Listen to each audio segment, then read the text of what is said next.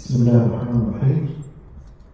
هنبدأ نعمل كشف حصر وتجميع الأصوات للسادة مرشحي النظام الفردي الدائرة العامة الأولى بمحافظة الأقصر.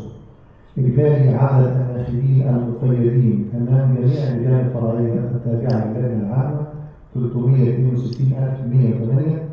إجمالي عدد الناخبين الذين أدلوا بأصواتهم في جميع اللجان 79,873.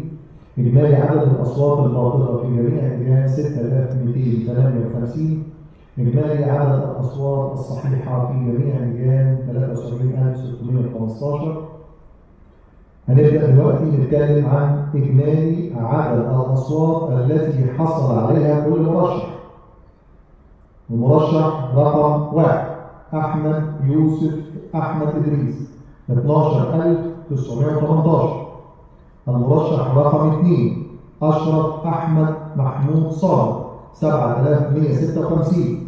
المرشح رقم 3 عبد الرحمن أحمد حسين محمود 14,525.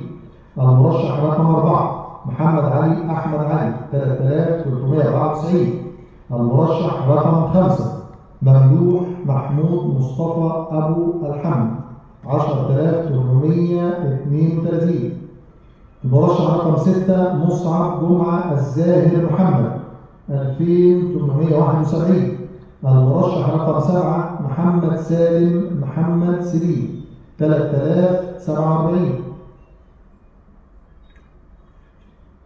المرشح رقم 8 محمد جمال الرشيدي سليمان 1,436. المرشح رقم 9 تامر خليل إبراهيم عبد الله 6,143. المرشح رقم 10 أبو النجا عبد الراضي عبد الرحيم حامد 2,719. المرشح رقم 11 أيمن محمد جاد المولى محمد 5,305. المرشح رقم 12 محمود بغدادي عبد الراضي عبد الله 3,269. وكده نكون أعلنا جميع الأرقام الخاصة بالسادة مرشحي النظام الفردي. الأساتذة اللي هم هيحصلوا على النسخ الرسمية يشرفونا واحد واحد لو سمحتوا.